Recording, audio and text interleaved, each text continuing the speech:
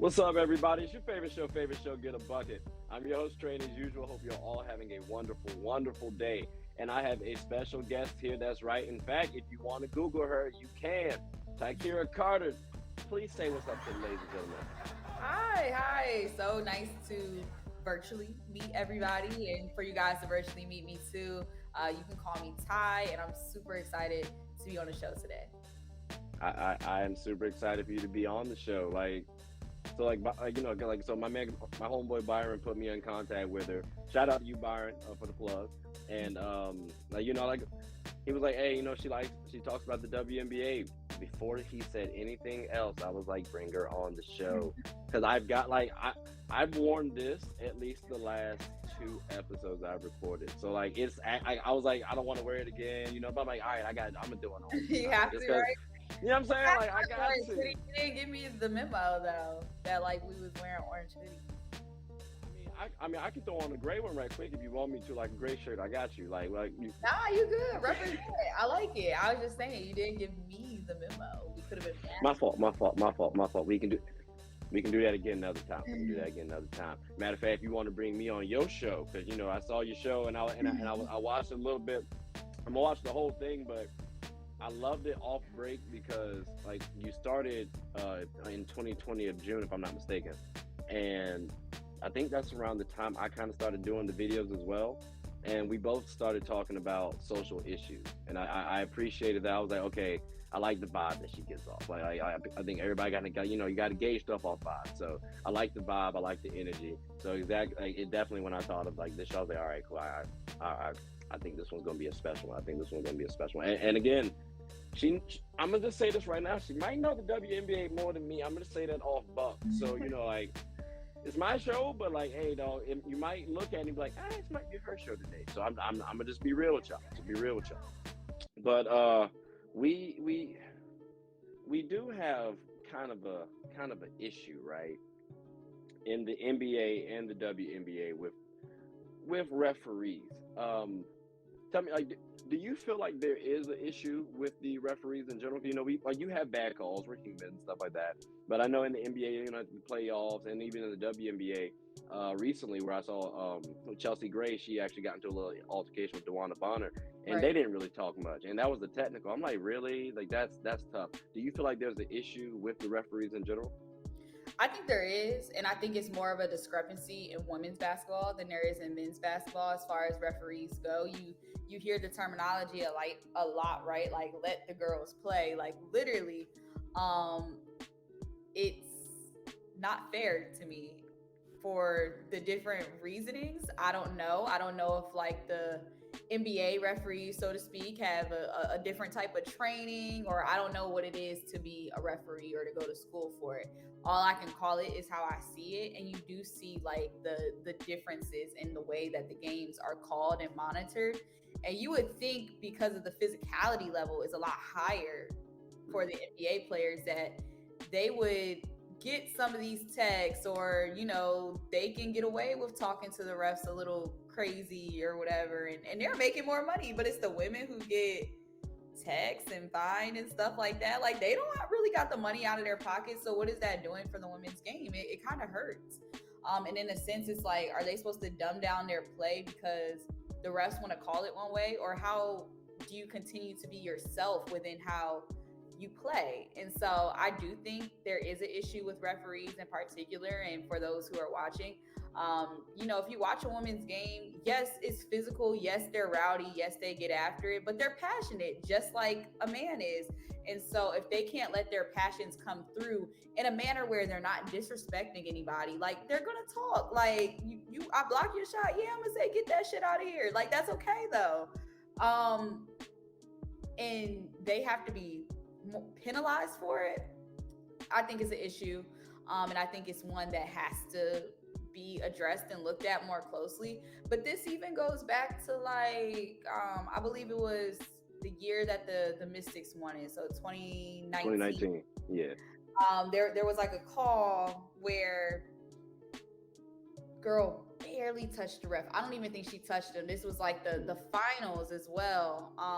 Or no, not the finals. It was the Chicago Sky versus the Washington Mystics. So I want to say it was like semifinals or whatever, but whatever the case may be, the ref, this like went viral like 5 times. And I say 5 times, like everywhere you could think this would be, it was.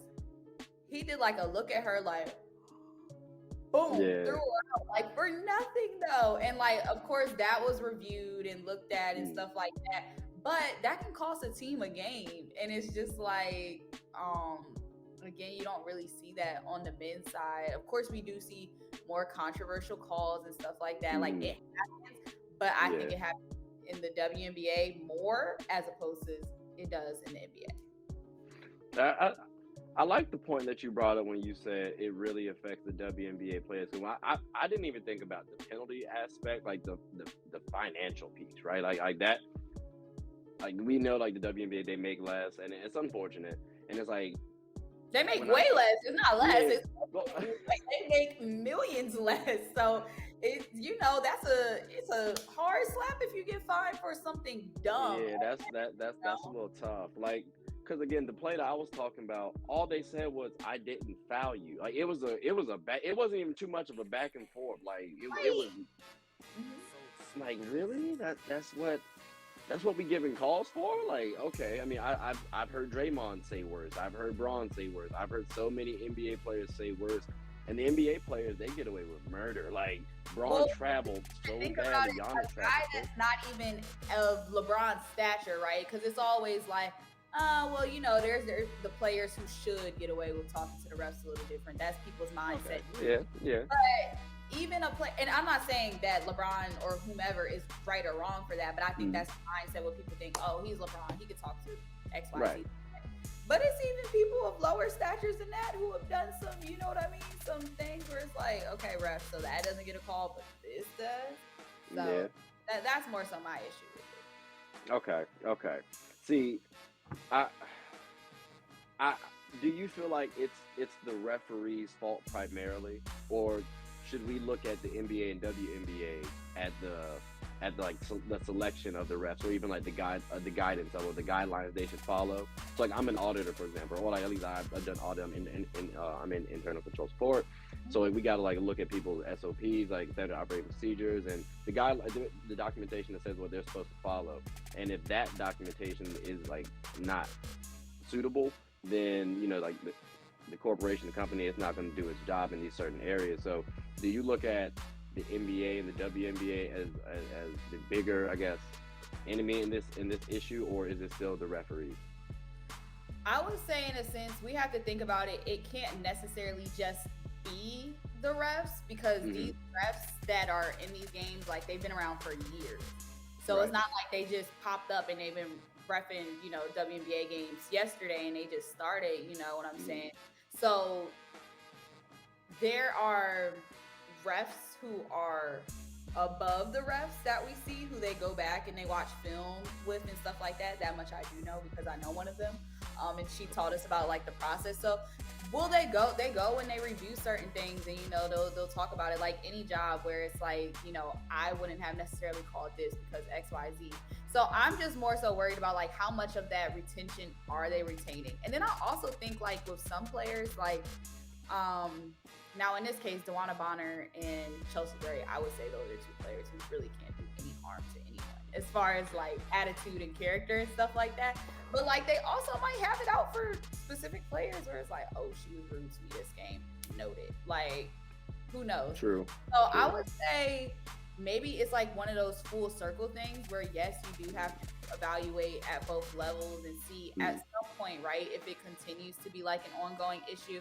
But at the same time, I know a ref can sit there and think about something, because it's like once you make a call, right, like that, you can't go back on it. But they probably be sitting after the game like, you know what, that wasn't the right one. Or when they go back and watch their film, I do see the issue there. So if it gets better, sure, so to speak, right? But I don't think there's any harm in saying, okay, from this level, these are the types of calls that we're seeing. How do we make them more equal as far as that goes? I would say all the rulings, the calls and stuff like that are the same as far as basketball is basketball, but at the same time, are looking at how we're calling the game again from. I don't think these plays are usually like from a physical standpoint, we see like terrible calls. It's usually the bickering part, the talking. And when they're not saying anything that's crazy, I'm just like, okay. So to me, it's like, oh, so the women can't really talk much or show emotion. That's where I think the calls become an issue. Okay then. So now, like I said, like, you know, in audit, you know, you have like an issue, right? You got to have like a root. If you have that root cause, you got to have like a recommendation. So what would a recommendation be for you? Because I saw Richard Jefferson. He actually did the he was a referee, and he got booed and stuff like that. But then, like, you know, people also cheered for him as well. So is that an avenue that maybe would help benefit the referees, like bringing in former NBA players or WNBA players and having them ref the game? Do you think that would be beneficial, or is there something else that you would consider? Well, I think that's a special case because he wanted to do that. So it's not like, oh, I'm just bringing you in because XYZ. Like, it's something that I guess he had like a passion for or want to like try. So he did.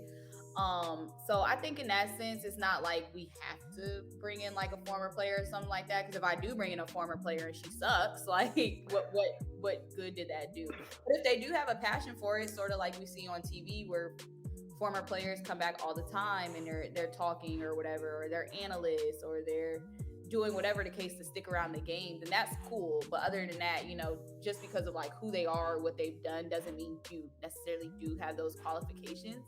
I saw on like Richard Jefferson's like IG page, like he like actually did like sign up, so it wasn't he was happy about it. He was happy. Right. It wasn't just like Richard Jefferson, you're gonna ref tomorrow type thing. Like he had to go through like a class and like some more stuff. So if that's of interest and like, you know, former players like do see, oh, like this is an issue, I want to step in and try to be a ref. Maybe they'll also see what it's like to be in a referee's shoes and how different it is on the other side. Because there is like, it's different. There's a fine line between bias. Should be bias. Like as far as like proper calls, hand signals, the way you pass the ball. Like I think it's a lot that goes into it, and I think it's not a knock to all referees because there are some really good ones in the WNBA, and then there are some where it's just like the call more so is questionable, not because of like who you made it on or so. I think, like I said again, my biggest issue is like like the technical fouls on Elena Deladon and Skylar Diggins-Smith. I don't know if you saw that, but they got texts and the ref was like, they were like, huh? Like, Elena Deladon told me, like, I know what type of person you are. Like, you didn't mean to foul me that hard. Yeah. And they gave them double text and, like, don't even know what they were saying to one another. That's the issue. I think they're too quick to blow their whistle. Like, these girls ain't about that's wild. I should say, they're not about to sit here and square up or nothing like that. Like, I think there's that element where, like, the referees, they don't know how to really gauge a situation properly. Like in a basketball game, like, even at the gym, like pickup, you can tell who's about to scrap, and all right, y'all just, one person just mad right now. Like, all right, my fault, bro. You good? You're like, all right, cool. You can see settling down. Like you said, they're quick at the whistle. So, and you even see that in the NBA too. But like you're saying, it's a little bit more prevalent in the WNBA. So, like, it's very unfortunate. I would love to see more former players kind of come back, because it's like a brother sisterhood type deal. Like, for example, like I'm a Duke fan, right? So Shire coming. Boy, should have told me this before the conversation. I'd have had to say no. Oh man, please tell me you're a Terp fan. Please tell me you're a Terp fan. I love UNC. Oh. I'm not gonna say anything right now. You know, I'm still heartbroken. Yeah, hold the L's for this year, but we can move forward. Right. But like, I like the fact that, you know, Shire came back. You're bringing in people from Duke, and not even just now. It's like beforehand. You know, he's bringing back people from Duke, and it's other organizations, other programs that do that as well. I'm like, I kind of look at the WNBA and the NBA as the same. Like, you could do that. There's so many players who have actually had, like, who go broke. I mean, like, Delonte West, for example. Like, you know, like, what happens if maybe you bring him back in as a referee? Like, he might want to call some games like that. I'm sure maybe things swing out a little bit differently for him. So I I would hope some former NBA and WNBA players would like to do that because like I like what Richard Jefferson did. I hope he's a trailblazer in that sense. Mm-hmm. But I did wanna go ahead and do this right because John Morant was he apparently made a post saying Jordan, if he's in today's game, it wouldn't just be him as the only superstar. Like it's gonna be multiple superstars. It's gonna be like Steph, Braun, KD, and Jordan, all that stuff. But apparently he didn't make that statement, and ESPN kind of ran with it. And so you work with a big time corporation. Like I said, people, you want to Google her, by all means, feel free. She's works for Overtime, and not overtime, although I'm sure you probably put in some overtime, but she works for Overtime. And so how can that occur? How can something like that occur? Because again, like the quote wasn't necessarily accurate. And so like no, like like when you look at a corporation organization, you think, okay, well, they're gonna have all these resources. They're gonna do their due diligence, fact check stuff. And this isn't an attack on ESPN. I'm just asking, like just in general, how can that happen in an organization with that level of cachet? Well, I'll say this from a standpoint of some people misinterpret things. How many times do we see a quote in the media where a guy after the game has to go back and be like, well, this is what I meant by XYZ. And so Mm, our perception of something, reading it online, can easily be flipped or skewed. And I will mm, also say sometimes a person who is a analyst, so to speak, or whatever, they're searching for a story, right? So if it's controversial or whatever, like sometimes they'll I wouldn't say do things wrong on purpose, but if mm. it can spark some type of Clickbait. conversation, right, Okay. it is on my side to do so. And then I'll say from another standpoint, like how do they get it wrong? I think the biggest one is not fact checking, like sources or whatever, or going back and rereading, and that goes into like the fine line of like misinterpreting different things that you're seeing on the internet. But I think a big one too is like fact checking. And I think that's like one of the number one rules of being like an analyst and like a journalism. Like you have to make sure that it's right, it's right, it's right, and it's right again. So like you have to quadruple check things before you go and you run with it. Because if not, like you're starting like a whole new story, a whole new conversation, and then we get into the Twitter fingers and wars and stuff like that about something that didn't even have to be. So Okay. it's not necessarily like an easy job being a journalist, Mm, I'm sure. And you would think like again, they do have people who should be checking or whatever. But you also have to think about people who have like their people that they strictly talk to, like NBA players. If there's a reporter like a Taylor Rooks, they'll be more reluctant to talk to Taylor Rooks about something or something,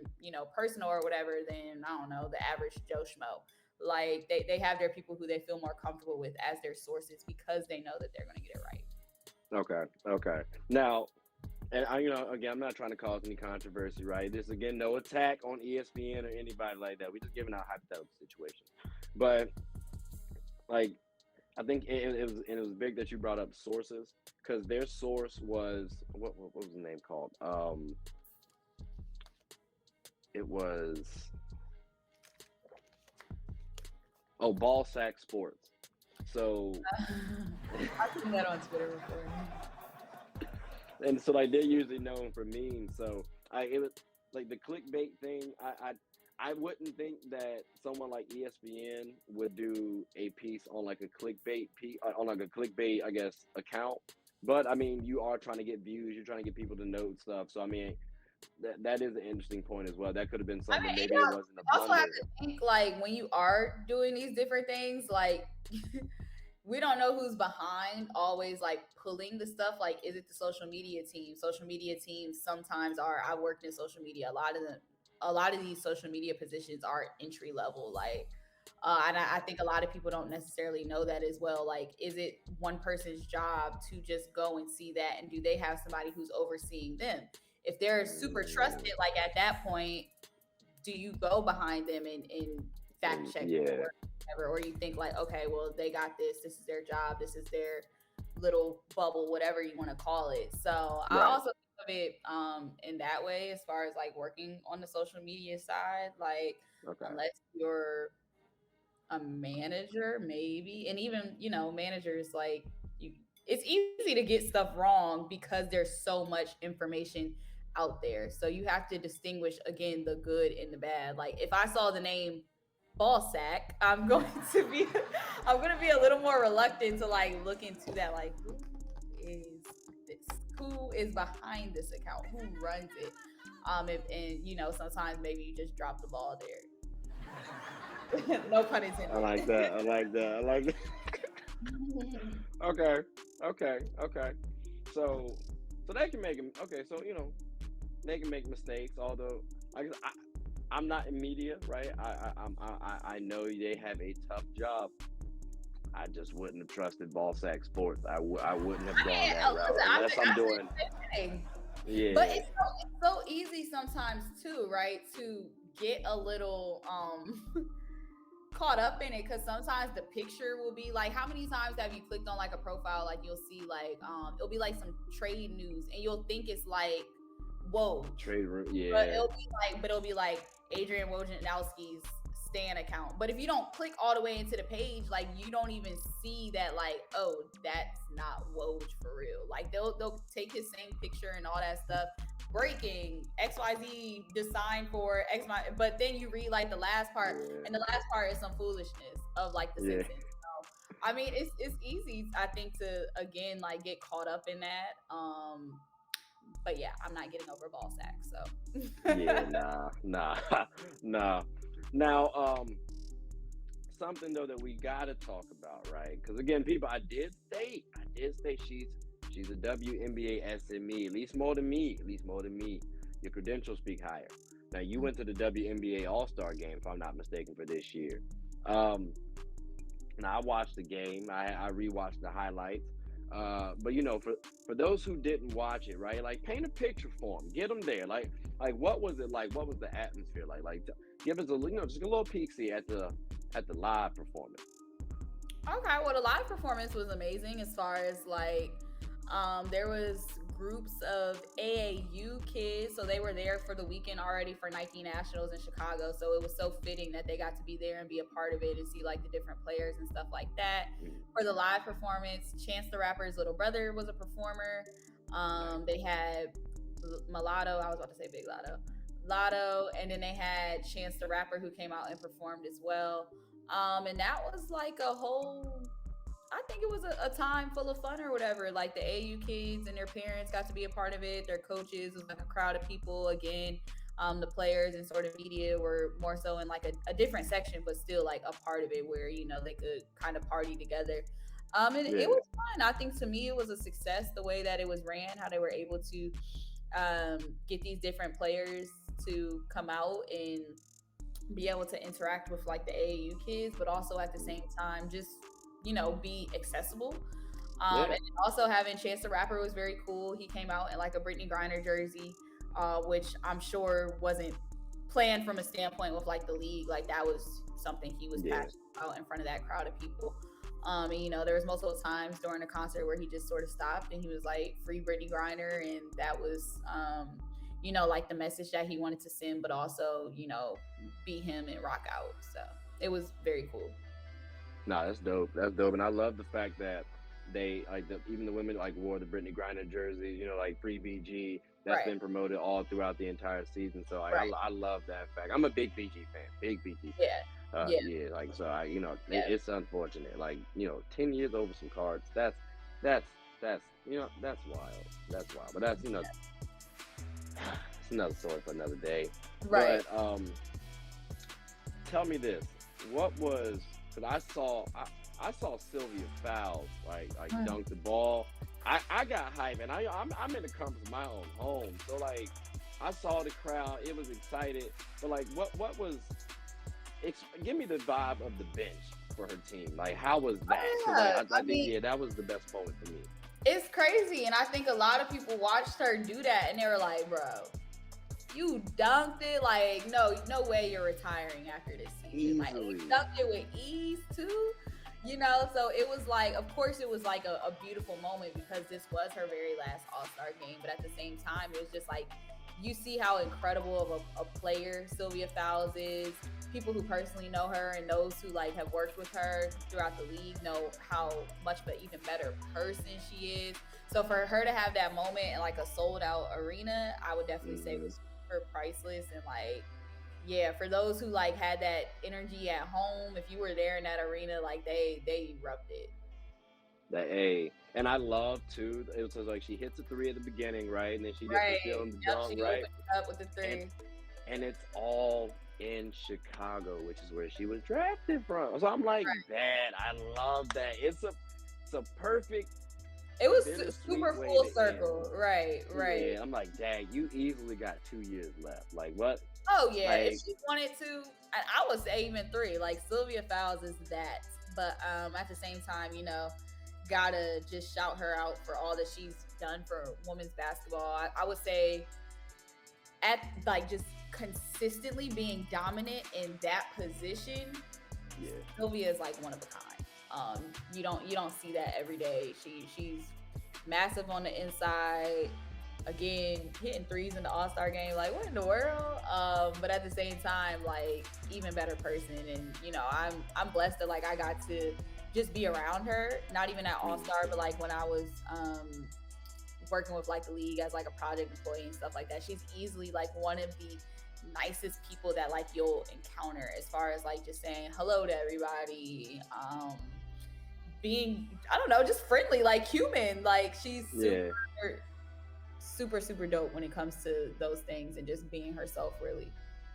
Nah, I saw it was her and Candace Parker, like, and Candace Parker like kind of brings over to her mom, and I was like, you don't normally see that. Like these girls been rivals since the college days, so it's like I'm like, okay, that she might be nice. Like, okay, cool. Like she does seem kind of cheerful, like like.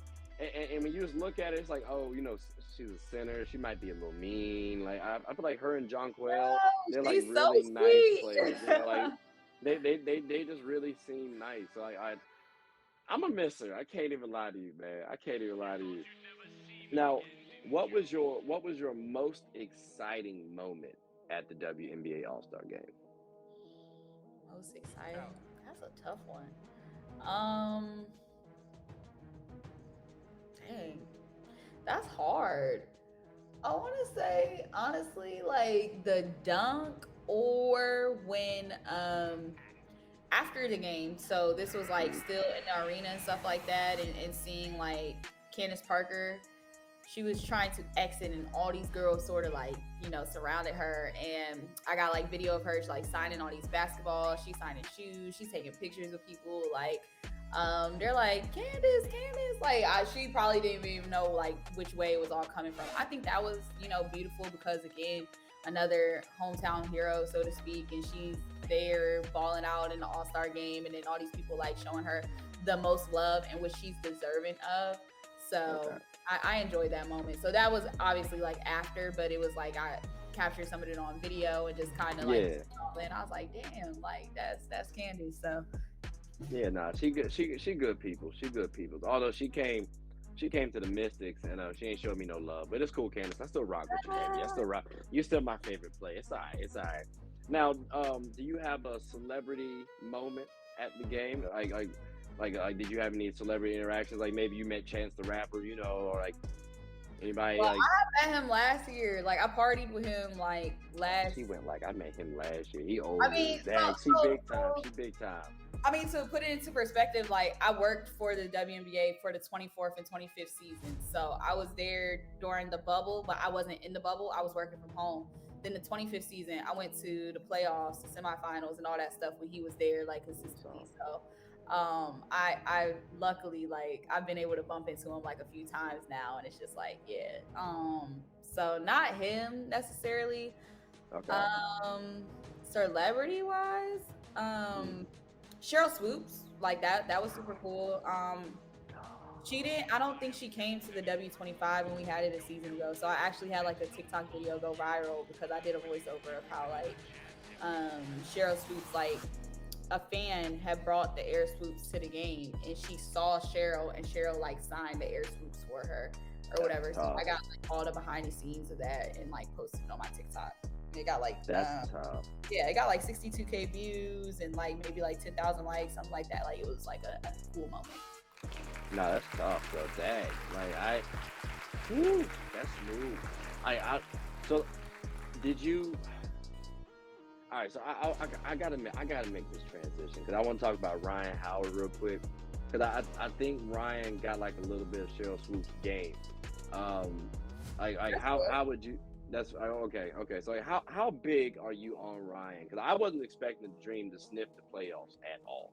So like how high are we talking? Because I did state in the video, she giving me this type of production on offense and defense. This might be something special, like a Cheryl Swoops, like a Diana Taurasi. So like, I mean, that girl is the number one pick for a reason. It's literally like enough said. I don't think like Washington dropped the ball on her because I feel as though like she's in the right space, even though like, you know, I love the Mystics and stuff like that, like home team or whatever. But at the same time, like she went to the place where she was needed the most and where she could automatically go in and make an impact. I think Coach Mike Tebow would have had, you know, potentially different plans for her, and we wouldn't have been able to see her flourish the way that she is with the Atlanta Dream. So I really do like her game. I think she was the only rookie, you know, voted into the All-Star game, which she was deserving of. Like, I don't think any more deserving than her. She's been consistent all season. She's been showing that she can hit the jumper. She can get out in transition. She's long and lengthy, so she can truly get after it. So I think she'll be one of those players for a long time that will go down as like not only an Atlanta Dream great, but she's going to be a WNBA great. Yeah, no, I feel that same sentiment. Like,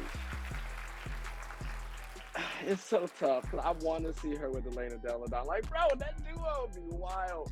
But I love but I love that, and like you say, it's about matchups. Like, she might not get that same touch. She might not get the same touches with Elena and the other players that she would. I mean, and you have to think about like Ariel Atkins. Like, she didn't play right away when she came to the Mystics. You know what I mean? Like, it took her a little while to get into the rotation. Natasha Cloud, same for her. He develops players so over time, you know, they can get in the league and they can stick and stay. But at the same time, when you're a type of player of her caliber, you can't wait too long to let the egg crack out of the shell and, you know, flourish. So I think that was the right move on Atlanta's end. And, you know, maybe they finish like middle of the pack, whatever, so to speak, and they can get another high draft pick and they can keep building up there because they're doing some great things in Atlanta. No, they really are. Now, another top draft pick. She didn't have quite the start that Ryan did, but to be fair, there aren't that many people that do. But Kelsey Plum, she won the MVP. Like, I ain't gonna hold you.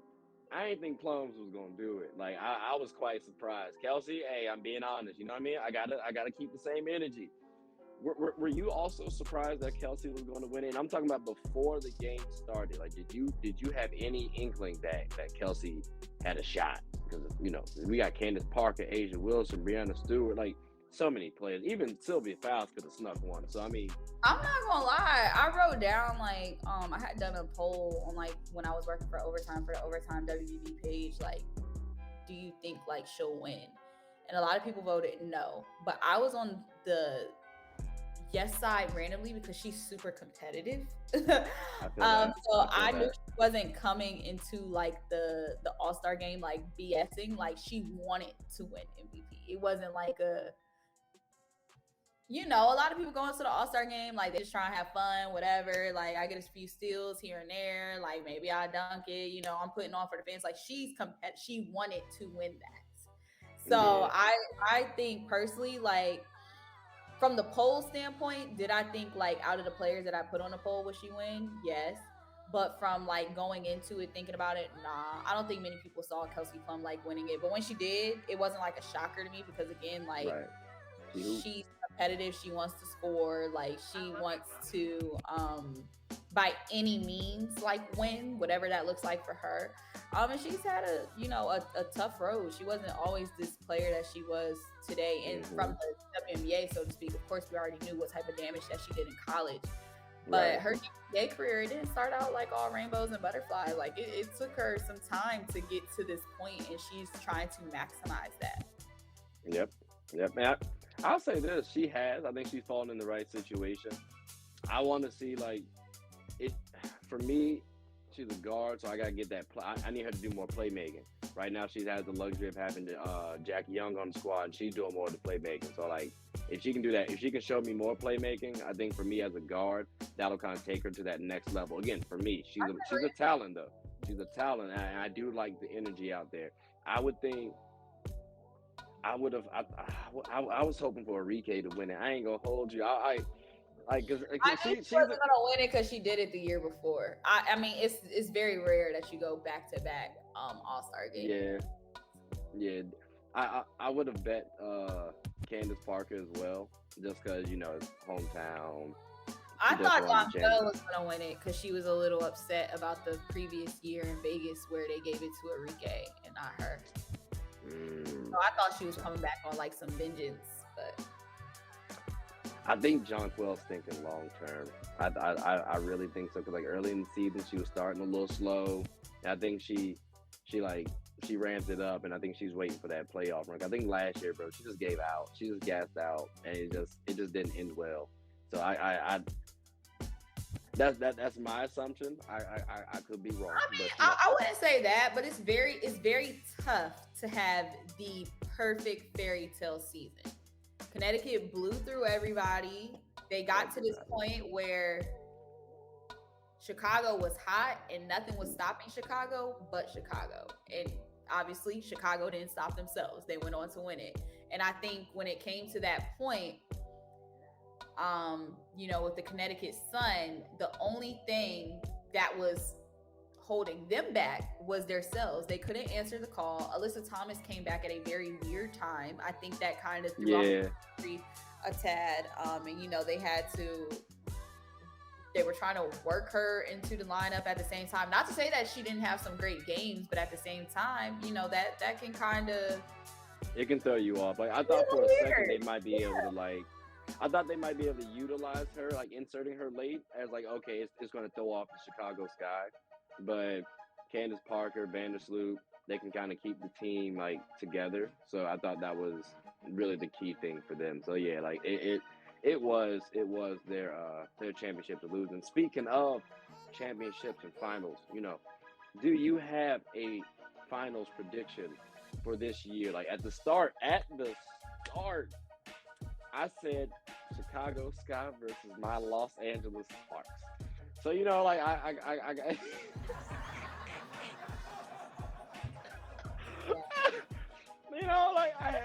was a little biased. I thought I tried to be a little statistician, come off the little system and stuff like that.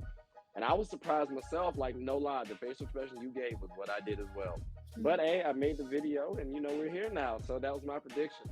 What's yours though? Like what's yours as of right now?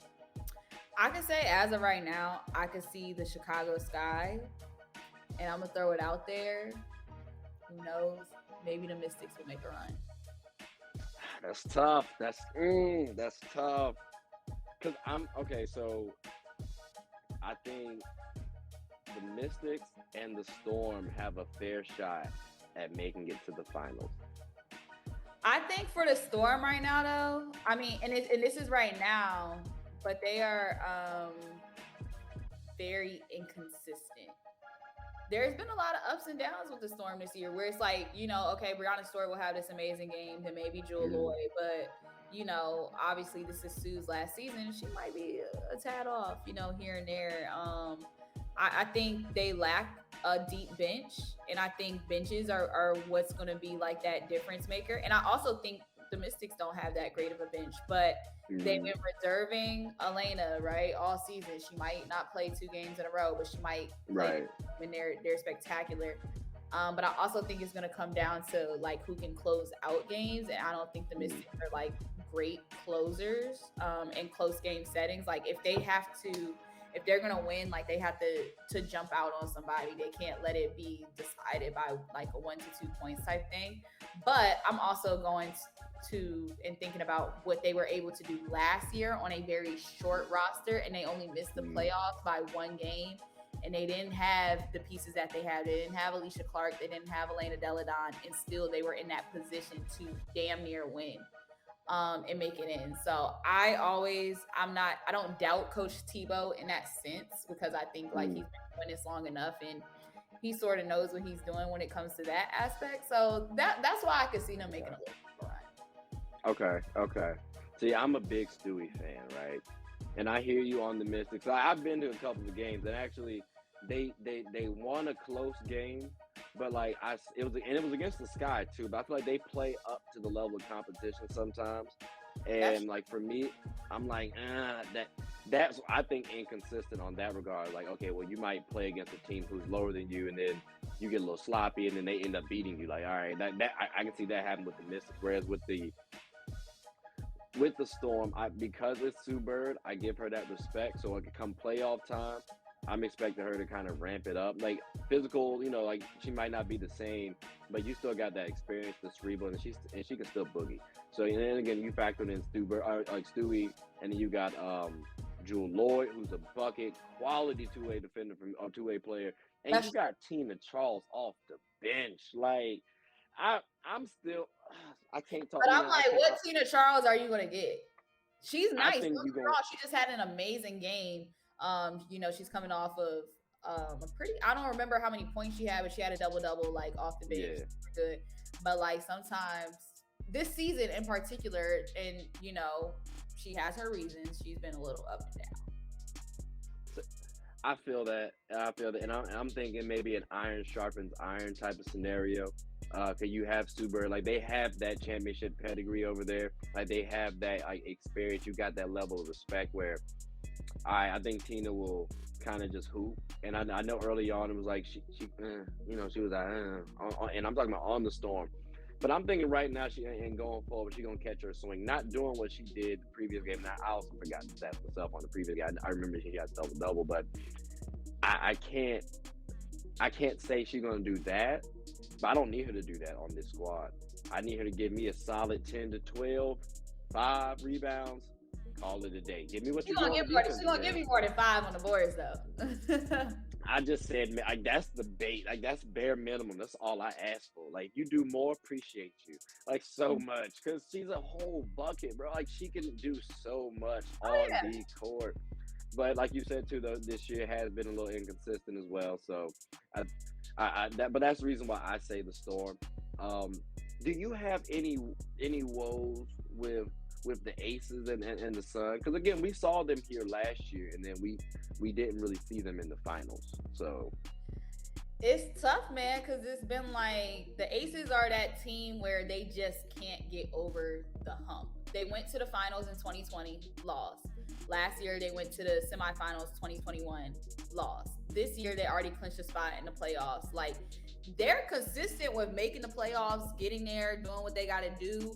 But it's like, at what point do they get over the hump? I don't see it happening in this season in Becky Hammon's first year. But, I mean, who knows? They started off really hot, and right now they're looking here-ish. To me personally, there's some inconsistencies that I think, again, as a team, like if they want to make it to the finals, they need to pick it up.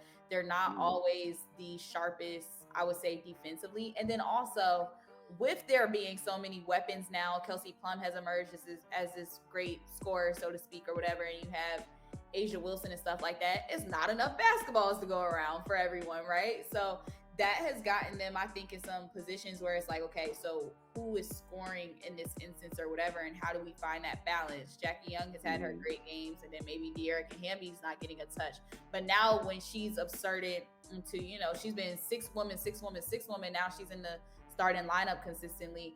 How can Tykera Hamby still have those consistent 6-woman contribution games that she had where she's not lacking as far as that goes and be like that all-around tough player?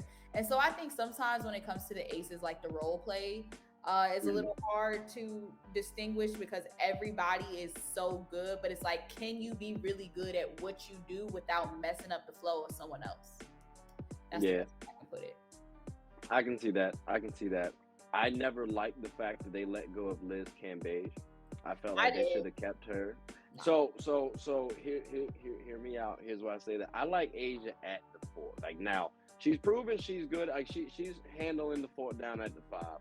But you give her like throw someone at the 4 position against Asia, it's a little bit different. I'm thinking 5s. I'm thinking someone like a John Quayle. Keep her outside. Like you can still do what you want to do with that, like the offense this year, with like Liz Cambage. So I didn't like the fact that they lost her. Really, no, I appreciate y'all because she came to my Sparks, but felt they should have kept her. Chelsea Gray also kind of fell out the rotation. And I don't like that because I always like. I personally don't like that because Chelsea Gray is like a 1-on-1 point guard. And she saved them last season off that. Absolutely. Off the 3, but Chelsea Gray is a finisher. Like she can do that. She has the experience. She's that veteran guard. And, sure, she hasn't had some of her best games, but it's like you still have to rely on like a Chelsea Gray when it comes down to it. But I'm not big on them having kept Liz Cambage. Again, it became an issue where I felt as though there wasn't enough basketballs to go around. Are we running things through Liz? Are we running things through Asia? I don't think they played well together as far as like coinciding with that. And then this year, had they kept her, what are you going to do with Liz in this? They run a 5 out. So like, where does she fit in with that? There's not tons of diving. There is screens and rolls in this type of 5 out that they have, pass, cut, I'm looking for it or whatever. But I just personally think it was time to end that, more so because I just don't think Liz really fit into that system, and I personally don't think her and Asia played that well together. Okay. I blame Bill personally because I thought once I see Chelsea Gray inbounding the ball after she just knocked down the 3 to tie the game, that man does not need to be the coach of the team no more. And I said that immediately after it happened. So I feel like part of that was Bill. But, you at the same time, we did see them play for a couple seasons. So I get you on that, too. Like, after a while, you do need to kind of maybe change course. I just wish it had stayed just a little longer because, like, I think you can work with, like, a 5 out with Liz because she at least showed that she can drive. You can even put her on the block or Asia on the block and just have 4 out, 1 in. So I think you could have done a multitude of things. Plus, Liz likes to shoot the ball personally, I think, more so than drive. So I think that would have played to her strength. But I get you too. Like you said, there's not enough basketballs on the court. So if you have her, you got Asia, you got Kelsey Plum, who's emerged, like you said, you bring in Jackie Young, and we ain't even got Chelsea Gray yet. So I mean, that is a lot. So okay, I respect that. I respect that. But you settled though on Chicago versus the Mystics for the finals. Yeah, I'm going for it. All right, I'm going to stick with my Sparks just because we are in the playoffs, ladies. So let's keep it pushing, please. But, and we kind of already talked about these two, so I don't want to harp on them too much. But Sylvia Fowles and Sue Bird, I felt it was a nice way to transition on to the next segment. But is there like a particular moment or at least within their career that you remember the most, or like is there anything you want to say about their career? I know we talked about it. Yeah, I was about to say, I'll more so speak to their careers. Like, everybody knows what both Sylvia Fowles and Sue Bird have done for the game of women's basketball in particular, as far as being, like, just great team players, being trailblazers, being dominant in their respective positions. Like Sue Bird, she's going to go down as the WNBA's all-time assist leader. Sylvia Fowles, she's at the top of the chain when it comes to the rebounding. Like they are the epitome of women's basketball. So I feel as though, super sad for those who never got to really watch them and experience their careers and just how dominant they were, especially earlier on. Sylvia Fowles in Chicago, like, get out of here. And even with Minnesota, like, she comes to Minnesota, she still does, the daggone thing or whatever. And then the same for Sue Bird. I would say Sue Bird, she gonna turn you up as far as making sure the team is involved, being like that ultimate leader, passionate about what she does. So the game will definitely miss them, and I'm excited to see like talents who kind of I'm not going to say evolve into them because there'll never be like another Sylvia Fowles or Sue Bird, so to speak. But there will be players who will mimic their games and who will be for good and continue to drive that next generation of hoopers. Right. Yeah, someone gonna get the Sue Bird and Sylvia Fowles award. I'm sure that'll be something to come up with. I hate it. Like I almost feel like it's worse for people who watch them. It's like, dang, you don't get to see them no more. It's tough. But like they did leave a nice little imprint on the game. Like I can't even think of somebody who's gonna replace Sylvia right now off the top of the head for Sue. Best case, and I don't even want to say it, but like Sabrina, maybe. Like we're talking about like a point guard scenario. All right, possibly. But like that, even still, like that's a little tough. Like it's tough to miss those players. Like these are two great women that we're missing, and they're leaving behind some wonderful rivalries, right? Like I wish we saw Sue Bird and Diana Taurasi play on the same team. That would have been nice. At the same time, maybe not, because you want to see them go head to head against each other. But that is a nice little duo. I don't know about Candace and Sylvia. Nah. You said what? Nah, I like them playing against each other. I think it makes it a little easier. I can see that. Like 1 year at the end, go ahead and just Celtics. And if they were gonna do it earlier on in your career. You know what I mean? Like 1 year at the end, like sounds just so sort of cliche. I don't know. Okay. Like I get that. I'm looking at like at the beginning, you trying to establish yourself. So like if I'm playing at the beginning and I know I got DT or I know I got Sue Bird with me, I'm not really trying to let you go. So like if we starting off, I'm not gonna I can't do that. But I get you though too. It's like at the end, there's not that much time left. Like, dang, we should have done it. We should have done it right. So I do feel that. I do feel that though. But that does transition on into the next segment. It's my Would You Rather segment. So I just hit you with a couple quick ones. Just go back and forth. And so with that being said, this first one, right? Which rivalry is better? Diana Taurasi and Sue Bird, or Sylvia Fowles and Candace Parker? I would say Diana Taurasi and Sue Bird, and I'll also say that more so because it's just hyped up a little bit more personally. Okay. We like the talks and stuff about it a little bit more when I was watching the Seattle and Phoenix, their last regular season game the other day. Like it was just a lot of pressure behind that one. So okay, I'll give you that. Like I think from a society standpoint, like everybody watching, the casual fans too, like that might be the answer. Mm-hmm. My answer's got to be Sylvia Fowles and Candace Parker. Like I'm sorry, because they met. You know what I mean? Like them final days was tough, boy. I tell you, like, whew, them some rough days, man. But the year we won, I went to Game 3. I want to say it was good times. There's it was just good times all around. So that would be my personal one. But I can't be mad at either answer, to be honest with you. These are two wonderful rivalries, right here.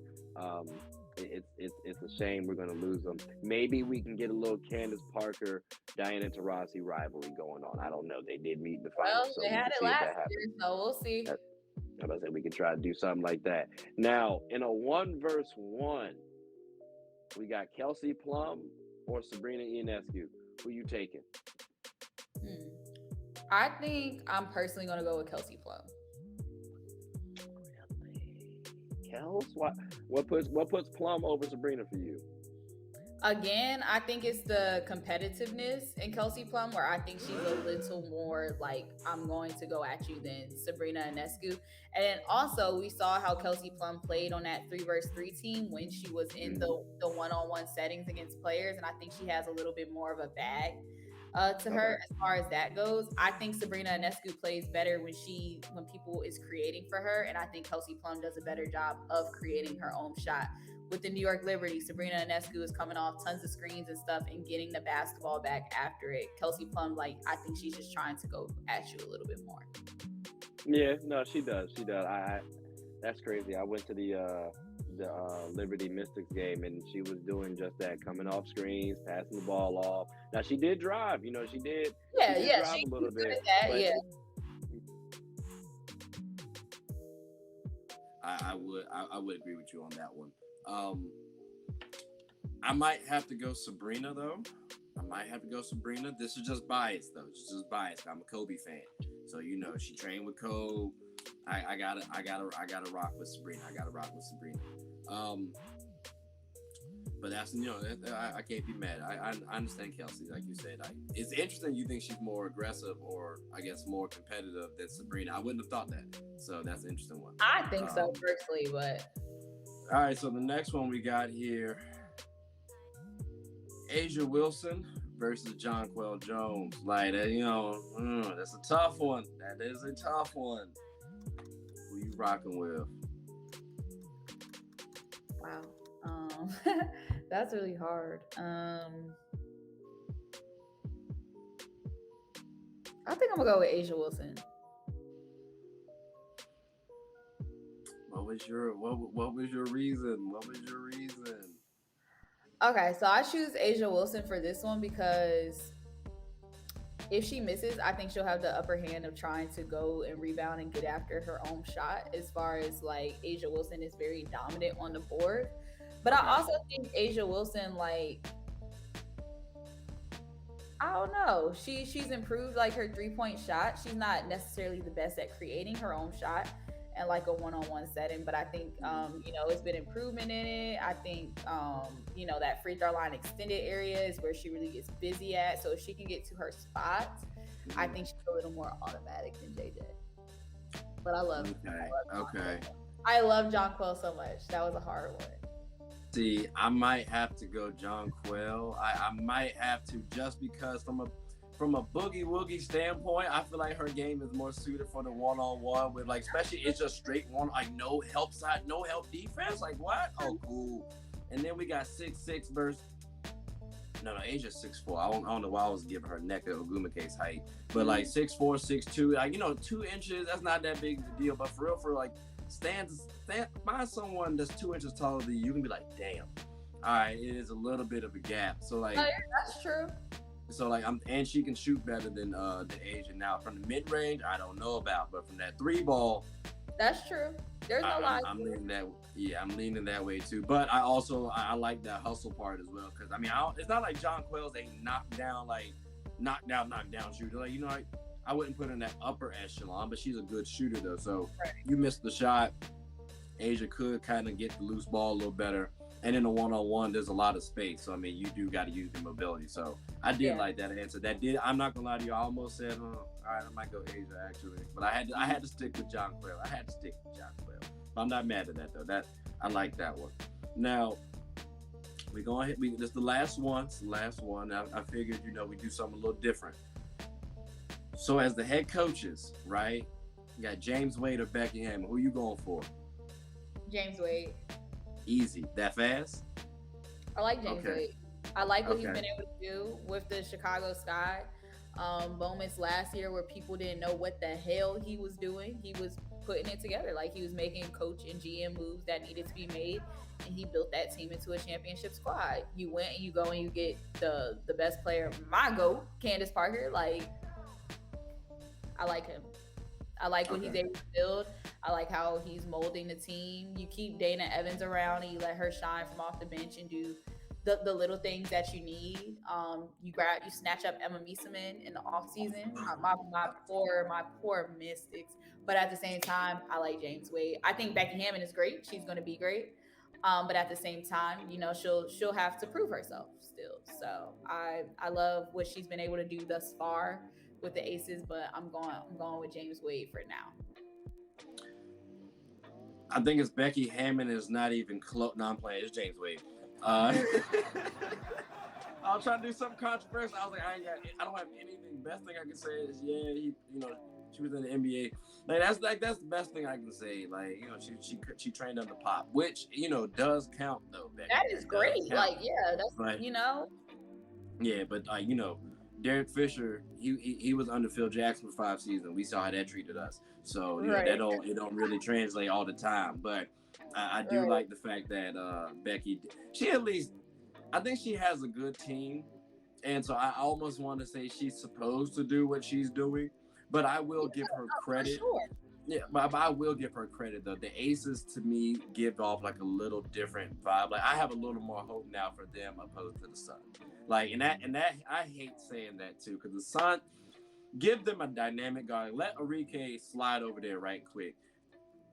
Well, I think the Sun were actually great before, and they're still doing well before Jasmine Thomas went out. I think she's a solid bet. I really, really like Jasmine Thomas, but you're talking about a scoring guard. I felt like Courtney Williams was that before she went to Atlanta and came back. I would say we're not necessarily seeing like that same court, but I felt like they've had some, some guard duos over the years. See, I don't even want to say, and I'm all right. So I get that because I did say Arike, and she do be getting the bucket out there. But like, I think Arike can do a lot more passing as well too. It's just on that team, like she can get a bucket on that squad. On that, has to do right. Yes, but on that Sun team though, and granted, you don't have to, especially if you keeping Alyssa Thomas. Like you don't have to play make that much because she can get you 6 assists right quick. And so I mean, like, but you give someone like a John Quell. I mean, John Quell's 6'6", and then like I'm 5'7". If I'm Arike, like that, I'm just here you go. Like that's okay to me. Like, you can get a lot. You can't. I feel like you can double team John Quell right now, and if you put Arike on the squad, I can't double team her because I'm just gonna have that pairing on one side, and then let Alyssa come in and be like either she gonna cut or set up someone off to play for the opposite side of the court or something like that. It's just you add a better guard and you're gonna be good. I don't think the Sun personally did that. I like Courtney Williams, but I feel like Courtney comes off the bench, she gives you that spark. Like let's say the starters come off a little dull, she comes on the court, boom boom, hits you with the mid range, come back, maybe a 3-pointer, something like that. That's why I feel like Courtney could best thrive on that squad. But right now, I feel like she's the starter for me, even though and I don't like that. So that's my trepidation for the Sun. But like the Aces though, Becky Hammond, I don't have as much worry as if they still had Buddy. Right. I don't even want to. Yeah, I ain't gonna be that disrespectful. Bill Lambier, I ain't gonna act like he Voldemort out here. But that does it for the Would You Rathers, and that does it for the show. Tykera, I greatly appreciate this. I wanted to make sure I didn't take up too much of your time. I said an hour, and no. I really I've had like 2 hour to 4 hour shows, so that's what I'm saying. Like I wanted to make sure, like hey, we hit the points right quick. But I greatly appreciate this. Hope you come back on the show. I'm not gonna put you on spot, nothing like that. You don't have to say it right now. If you want to, feel free. But But no, I greatly appreciate that. Did you have anything you want to say before we close up shop? Yeah, thank you so much for having me. I had a good time. These were great questions. I enjoyed the Would You Rather and everything that we really spoke about, and you just continuing to highlight like the WNBA, different topics and aspects of basketball. So definitely appreciate you for having me. All right. Well, like I said, you brought a lot of value to the episode today. Like I said, people, she knows a little bit better than me. So hey, I'm not. My ego is not there, you know what I'm saying? Like I'll go ahead and bow down right quick, but I greatly appreciate that. So we'll definitely do this again sometime, and we'll have to get like a little larger folk on the crowd. So because I know one of my homeboys, I didn't ask you a question in particular about the WNBA All-Star game. I didn't want to take his thunder. It was his question, so I want to make sure he asked you it, but definitely got to do that again. So I greatly appreciate this. All good. Thanks so much for having me. Definitely. But with that being said, ladies and gentlemen, it's the end of the show, so hope you all enjoy it. And take care.